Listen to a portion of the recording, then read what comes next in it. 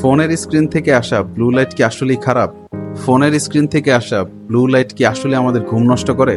এত বছর ধরে তো এটাই শুনে আসছিলাম যে ফোন থেকে আসা ব্লু লাইট আমাদের ঘুম নষ্ট করে, রাইট? কিন্তু আমি যদি বলি যে এই ইনফরমেশনটা পুরোপুরি সত্য না।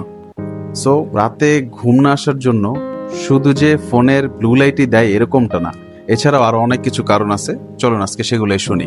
এক্সপার্টিসরা সবসময় বলে আসছে যে রাতে যেন আমরা ফোন কম ইউজ করি, রাতে যেন আমরা মোবাইল কম ইউজ করি। এর প্রধান কারণ হিসেবে তারা যেটা দেখছে সেটা হচ্ছে ব্লু লাইট আমাদের ঘুমকে নষ্ট করে, রাইট? সো আমরা কি করি, আমরা ব্লু লাইট ফিল্টার অন করি।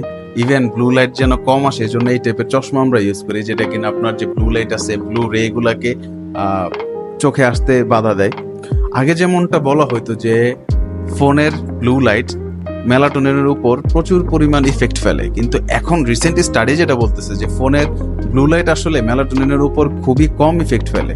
কিন্তু যে জিনিসটা আমরা আসলে এড়িয়ে যাই, এই ফোনের ব্লু লাইটের চেয়ে আপনার যে রুম লাইট আছে, এই রুম লাইটের ইফেক্ট কিন্তু আপনার ফোনের ব্লু লাইটের থেকে বেশি হইতে পারে ঘুমের ক্ষেত্রে। রুম লাইট, ইয়েস, আপনার রুমের যেই লাইট আছে, নর্মাল যে লাইট আমরা ইউজ করি, এই লাইট কিন্তু আপনার ঘুমে বেশি ব্যাড ইফেক্ট ফেলতে পারে রেদার দেন আপনার যেই ফোনের ব্লু লাইট আছে তার চেয়ে। ঘুমের আসল যে প্রবলেম হয় সেটা হচ্ছে আপনার ইমোশনাল স্টিমুলেশন থেকে হয়। রাতে শুয়ে শুয়ে যদি আমরা ইন্টেন্স কিছু দেখি অথবা থ্রিলার টাইপের কোনো মুভি, কোনো টিভি সিরিজ দেখি বা ভয়ঙ্কর যদি কোনো এপিসোড দেখি, তাহলে আপনার ব্রেন কিভাবে রিল্যাক্স হবে?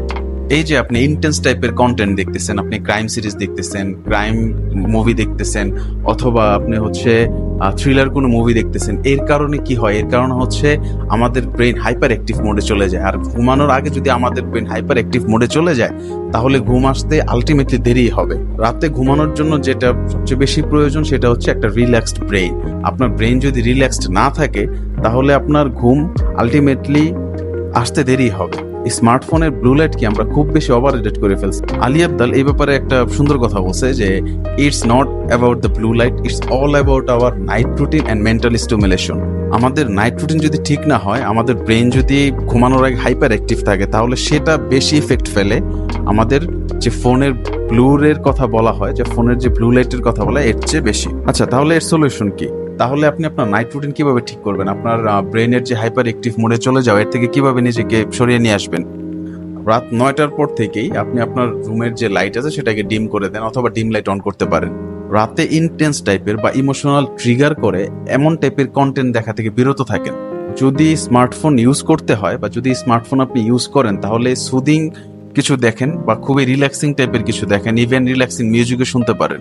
আর সবচেয়ে ইম্পর্টেন্ট ব্যাপার হচ্ছে, বা সবচেয়ে ইম্পর্টেন্ট যেই কাজটা করবেন সেটা হচ্ছে একটা কনসিস্টেন্ট স্লিপ রুটিন ঠিক করেন। কনসিস্টেন্ট স্লিপ রুটিন মেনটেন করার ট্রাই করেন। ইভেন উইকেন্ডেও আপনি সেম টাইমে ঘুমাতে যান, আবার সেম টাইমে ওঠার ট্রাই করেন।